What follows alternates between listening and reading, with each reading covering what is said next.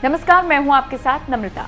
दिल्ली की सियासत में उस वक्त नया मोड़ आ गया जब मनीष सिसोदिया के घर पर सीबीआई ने छापेमारी कर दी। ये रेड लगभग 14 घंटे तक चली, जिसके बाद बीजेपी ने आम आदमी पार्टी पर जमकर निशाना साधा।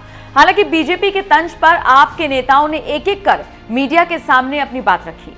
सिसोदिया के बचाव में खुद अरविंद केजरीवाल भी आगे आए और कहा कि चूंकि न्यूयॉर्क टाइम्स में सिसोदिया की तारीफ हुई है, इसीलिए हमें आगे बढ़ने से रोका जा रहा है, अड़चनें पैदा की जा रही हैं। आज मनीष सिसोदिया को दुनिया का सबसे अच्छा शिक्षा मंत्री घोषित किया गया, लेकिन उसके घर सीबीआई पहुंच के रेड मारने के लिए। सिसोदिया के बहाने आप और बीजेपी का आरोप प्रत्यारोप का सिलसिला चल ही रहा था कि न्यूज चैनल्स को इस मुद्दे पर डिबेट करने का मौका मिल गया। जाने माने न्यूज चैनल जी न्यूज ने भी इस पर एक प्राइम टाइम डिबेट रखी, जिसमें मेहमान के तौर पर कई नेताओं को आमंत्रित किया गया। इनमें आम आदमी पार्टी की तरफ से सौरभ भारद्वाज शामिल हुए। डिबेट चल रही थी और इसे होस्ट कर रही थी अदिति त्यागी।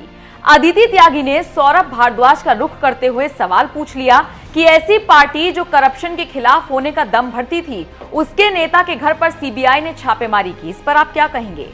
वैसे तो ये सवाल सीधा सीधा था, लेकिन सौरभ भारद्वाज को पता नहीं अदिति का सवाल पसंद नहीं आया या फिर उनका मिजाज पसंद नहीं आया। भड़क गए। अदिति से कहने लगे कि आप पहले तमीज से बात कीजिए, तमीज से बात करोगी तो जवाब मिलेगा, नहीं तो नहीं मिलेगा। इस पर एंकर बार बार अपना सवाल दोहराती दिखी, कहती रही कि ठीक है, आप सवाल का जवाब दे दीजिए ना, जनता देख रही है कि मैंने तमीज से बात की है या नहीं। सौरभ भारद्वाज बार बार तमीज तमीज और तमीज पर ही अटके रहे। लाइव डिबेट में ही अदिति पर चिल्लाकर बोले, बीजेपी के नेताओं से आराम से बात करोगी और विपक्ष से बदतमीजी से बात करोगी, ये है तुम्हारी पत्रकारिता?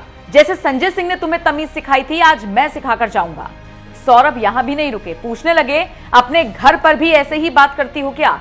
अदिति यहां पर भाषा की मर्यादा रखते हुए कड़ाई से अपनी बात रखती हुई नजर आई।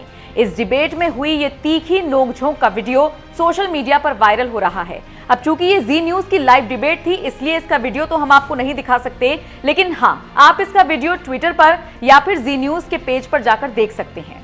वैसे सिसोदिया के घर पर रेड पड़ी तो एंकर के जवाब पर सौरभ इतना क्यों भड़के, ये तो वही जाने। लेकिन केजरीवाल इस पर कैसे सफाई देते हुए नजर आए, उसके साथ आपको छोड़े जा रहे हैं। आपका इस पूरी खबर पर क्या कहना है, कमेंट करके अपनी राय जरूर दीजिएगा।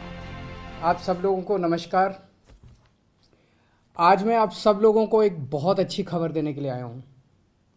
एक ऐसी खबर जिससे आप बहुत खुश हो जाएंगे, हर भारतवासी का सीना चौड़ा हो जाएगा। अमेरिका दुनिया का सबसे शक्तिशाली देश है। अमेरिका दुनिया का सबसे अमीर देश है और अमेरिका का सबसे बड़ा अखबार है न्यूयॉर्क टाइम्स। न्यूयॉर्क टाइम्स में खबर छपने के लिए बड़ा मुश्किल होता है। न्यूयॉर्क टाइम्स में खबर छपना,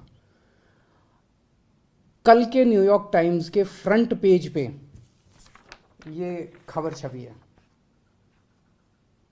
दुनिया के सबसे शक्तिशाली देश के सबसे बड़े अखबार के फ्रंट पेज पे ये दिल्ली के शिक्षा मॉडल पे खबर छपी है और इस खबर में लिखा हुआ है कि दिल्ली के अंदर, भारत में दिल्ली के अंदर शिक्षा क्रांति हो रही है। दिल्ली के सरकारी स्कूल बहुत शानदार हो गए हैं। दिल्ली के सरकारी स्कूलों में अब लोग अपने बच्चों को प्राइवेट स्कूलों से नाम कटा कटा के दिल्ली के सरकारी स्कूलों में भर्ती करा रहे हैं और दिल्ली के सरकारी स्कूलों में पढ़ने वाले गरीब बच्चे अपना अच्छा करियर बना बना के अपने अपने परिवारों की गरीबी दूर कर रहे हैं। न्यूयॉर्क टाइम्स के फ्रंट पेज के ऊपर पूरी दुनिया के सबसे शक्तिशाली देश के सबसे बड़े अखबार के फ्रंट पेज के ऊपर भारत के बारे में इतनी अच्छी खबर छपना, दिल्ली के बारे में इतनी अच्छी खबर छपना, हर भारतवासी का आज सीना चौड़ा है। मैं सभी भारतवासियों को बधाई देना चाहता हूँ, बहुत बहुत बधाई। इस खबर में मनीष सिसोदिया जी की फोटो छपी है। न्यूयॉर्क टाइम्स के फ्रंट पेज पे आने के लिए दुनिया के सभी देशों के प्रधानमंत्री, राष्ट्रपति मतलब बेचैन रहते हैं कि हमारा नाम, हमारी फोटो आनी चाहिए। वहाँ पे मनीष सिसोदिया जी की फोटो छपी है आज कल के न्यूयॉर्क टाइम्स के अंदर।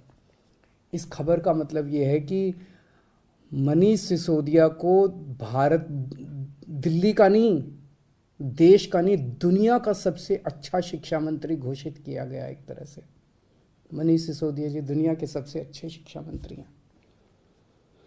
ये बहुत बहुत गर्व की बात है। न जाने कितने सालों के बाद, मुझे तो पुराना कोई याद नहीं आ रहा कि न्यूयॉर्क टाइम्स के फ्रंट पेज के ऊपर भारत के बारे में कोई इतनी बड़ी पॉजिटिव स्टोरी छपी हो। कुछ नेगेटिव स्टोरीज तो देखी है मैंने।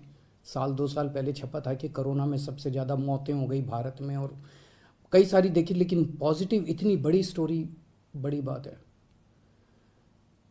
परसों ही, आपको याद होगा, परसों ही हम लोगों ने ऐलान किया था कि हमें भारत को दुनिया का नंबर 1 देश बनाना है। 130 करोड़ लोगों को जोड़ना है, 130 करोड़ लोगों का अलायंस बनाना है। अब भारत रुकेगा नहीं, अब भारत थमेगा नहीं। हम सब लोगों को मिलकर भारत को दुनिया का नंबर 1 देश बनाना है। परसों ही हम लोगों ने ऐलान किया था और कल ये खबर छप गई। बहुत बड़ी बात है। एक तरह से कुदरत हमारा साथ दे रही है, भगवान हमारा साथ दे रहा है।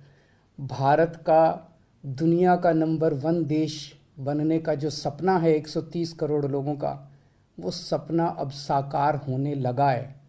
समय लगेगा, मेहनत लगेगी, खूब मेहनत करनी पड़ेगी, पर अच्छी चीज़ ये है कि ब्रह्मांड की सारी शक्तियाँ हम सब लोगों की, भारत के लोगों की मदद कर रही है। बहुत बड़ी बात हो रही है। भारत 75 साल पहले आज़ाद हुआ। लोग पूछ रहे हैं कि इन 75 सालों में कई छोटे छोटे देश हमारे बाद आज़ाद हुए, वो हमसे आगे बढ़ गए, दूसरे देश हमसे आगे बढ़ गए, भारत पीछे क्यों रह गया? जबकि भारत के लोग इतने इंटेलिजेंट हैं, भारत पीछे क्यों रह गया? पूरे भारत के लोग जानना चाहते हैं, भारत के लोग पूछ रहे हैं। अगर हम लोगों ने इन्हीं पार्टियों और इन्हीं नेताओं के भरोसे देश को छोड़ दिया तो अगले 75 साल भी देश आगे नहीं बढ़ेगा। अगले 75 साल भी यूं ही बीत जाएंगे, भारत पीछे रह जाएगा। 130 करोड़ लोगों को साथ आना पड़ेगा। अड़चने भी बहुत आएंगी, आसान काम नहीं है। बहुत तंग करेंगे, बहुत अड़चने आएंगी, बहुत तरह की दुविधा पैदा करेंगे। आज मनीष सिसोदिया को दुनिया का सबसे अच्छा शिक्षा मंत्री घोषित किया गया, लेकिन उसके घर सीबीआई पहुंच के रेड मारने के लिए। तो अड़चने बहुत आएंगी। पिछले 7 साल में भी कोई आसान काम नहीं था न्यूयॉर्क टाइम्स के फ्रंट पेज पे आना और दिल्ली के अंदर शिक्षा क्रांति करना। पिछले 7 साल में भी मनीष जी के ऊपर न जाने कितनी बार रेड हुई है। ये पहली रेड नहीं है, पहले भी कई बार रेड कर चुके, कई झूठे केस कर चुके मनीष जी के ऊपर, मेरे ऊपर कई बार रेड कर चुके, सतिंदर जैन पे, कैलाश गहलोत पे, हमारे कितने लोगों पे ये लोग रेड कर चुके। कुछ नहीं मिला, अभी भी कुछ नहीं मिलेगा। तो सीबीआई अपना काम कर रही है, उसे घबराने की जरूरत नहीं है। सीबीआई को हम अपना काम करने दें। उनको ऊपर से आदेश हैं कि भाई इनको तंग करना है, ऊपर से आदेश हैं, अड़चने अड़ाओ। अड़चने आएंगी, काम नहीं रुकेगा। अड़चनों से काम किसी भी हालत में रुकने देना नहीं है। अब एक ही अपना मकसद है, इनके भरोसे अगर देश छोड़ दिया तो ये लोग भारत को कभी आगे नहीं आने देंगे, हमेशा टांग खींचेंगे। अब 130 करोड़ लोगों को मिलके भारत को आगे ले जाना है। आज मैं एक नंबर जारी कर रहा हूं, मिस्ड कॉल नंबर 9510010010। मैं दोबारा बोल दूं, 9510010010 मिस्ड कॉल नंबर है। जो लोग इस मिशन में जुड़ना चाहते हैं, जो लोग भारत को दुनिया का नंबर 1 देश देखना चाहते हैं, जो लोग भारत को सबसे शक्तिशाली बनते हुए देखना चाहते हैं, जो लोग भारत को सर्वश्रेष्ठ राष्ट्र देखना चाहते हैं, इस मिशन में जुड़ो। इस नंबर पे मिस्ड कॉल करो, आप भी करो और सबसे कराओ। और सारे मीडिया वालों से भी मेरी विनती है, इस नंबर का खूब प्रचार करो। ये देश आपका भी है, ये देश हमारा सबका है। इस नंबर का खूब प्रचार करो। हमें 130 करोड़ लोगों को इस मिशन के साथ जोड़ना है। आप चाहते हो ना कि न्यूयॉर्क टाइम्स के फ्रंट पेज पे रोज भारत की खबर, अच्छी खबर छपनी चाहिए। और न्यूयॉर्क टाइम्स क्यों, आप चाहते हो ना कि फ्रांस के, लंदन के, जापान के, नॉर्वे के, स्वीडन के हर देश के फ्रंट पेज के ऊपर भारत छाया होना चाहिए। तो हम 130 करोड़ भारतीयों को एक साथ आना पड़ेगा। अपने अपने फ़ोन उठाओ, मैं फिर से नंबर कर रहा हूँ 9510001000 9510001000। इस नंबर पे मिस्ड कॉल करो, इस मिशन के साथ जुड़ो।